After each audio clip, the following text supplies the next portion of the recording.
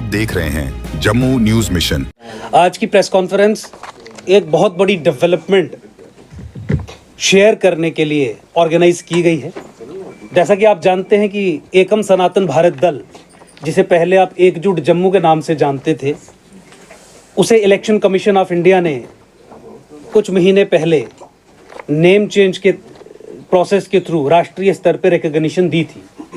और जैसा कि आप ये भी जानते हैं कि एकम सनातन भारत दल ने यह घोषित किया था कि भारत वर्ष के प्रत्येक राज्य में लोकसभा 2024 के चुनाव लड़ने के लिए पार्टी अपने कैंडिडेट्स उतारेगी।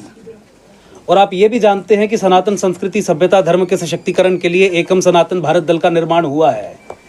तो इसी क्रम में आगे बढ़ते हुए आज मुझे अंकुर शर्मा, राष्ट्रीय अध्यक्ष एकम सनातन भारत दल, आपको बताते हुए बहुत खुशी और गर्व महसूस हो रहा है कि इलेक्शन कमीशन ऑफ इंडिया ने 2024 के लोकसभा चुनाव लड़ने के लिए एकम सनातन भारत दल को एक कॉमन सिंबल अलॉट कर दिया है। ये कॉमन सिंबल बांसुरी है, फ्लूट जिसे अंग्रेजी में कहते हैं।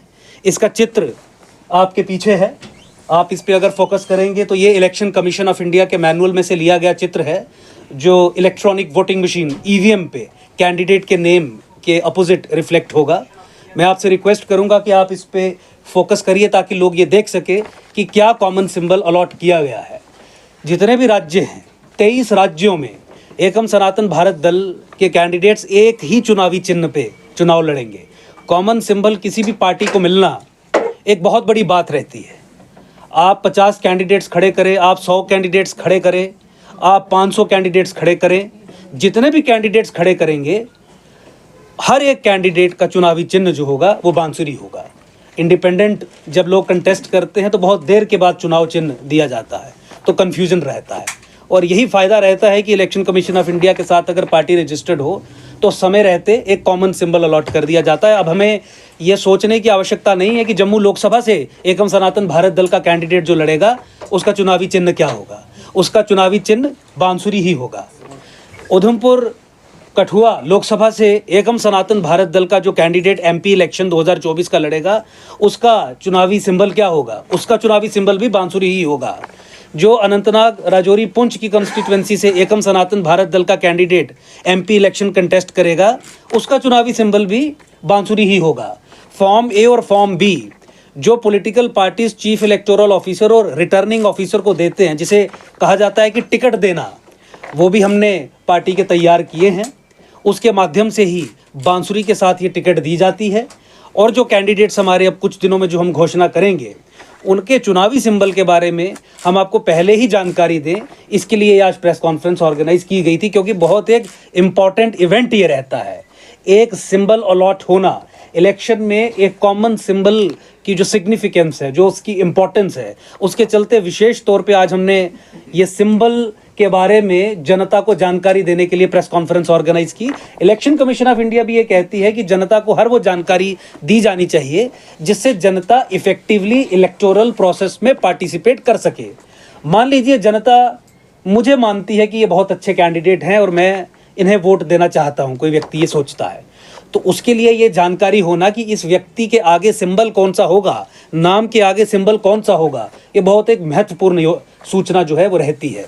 तो इलेक्शन कमीशन भी तरह तरह के तरीकों से ऐसी सूचना को पब्लिक डोमेन में रखने का प्रयास करती है। लेकिन जब एकम सनातन भारत दल को बांसुरी, देखिए नाम भी सनातन संस्कृति सभ्यता, और बांसुरी को आप सनातन संस्कृति सभ्यता से ही जोड़ के देखेंगे, तो ये इलेक्शन कमीशन ने भी हमें ये अलॉट किया। और मान लीजिए ऊपरी कृपा भी हुई कि पार्टी के नाम के सम ही हमें सिंबल मिला, कॉमन सिंबल मिला। और बांसुरी सिंबल को लेके जम्मू लोकसभा से, कठुआ उधमपुर लोकसभा से और राजौरी पुंछ अनंतनाग लोकसभा से एकम सनातन भारत दल अपने कैंडिडेट्स खड़े करेगा।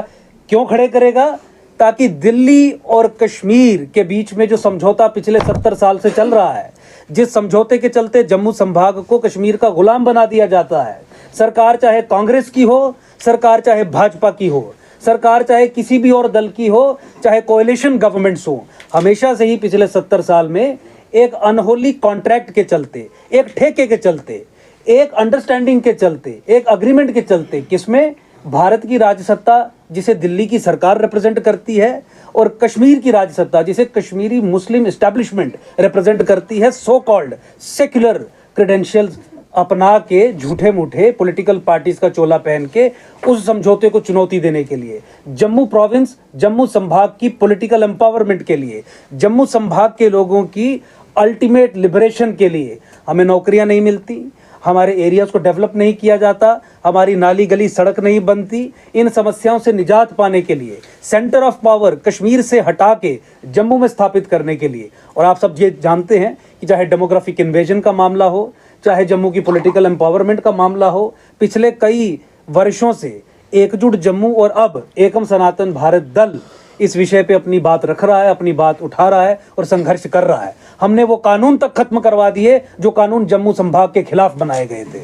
हमने वो ऑर्डर तक मुख्यमंत्री के दफ्तर से निकले हुए ध्वस्त करवा दिए, जिसका उद्देश्य जम्मू की डेमोग्राफी को चेंज करना। आपके दर्शकों के लिए ये डिस्प्ले भी कर दूं ताकि बिल्कुल साफ तरीके से समझ आए कि क्या चुनाव चिन्ह है। आपके सामने ये बांसुरी मैं सामने रख रहा हूँ। बांसुरी पे आपको बटन दबाना है एमपी इलेक्शंस के लिए, एमपी 2024 इलेक्शंस के लिए। जम्मू लोकसभा से, कठुआ उधमपुर लोकसभा से, राजौरी पुंछ अनंतनाग लोकसभा से ये बांसुरी है जो बजनी चाहिए।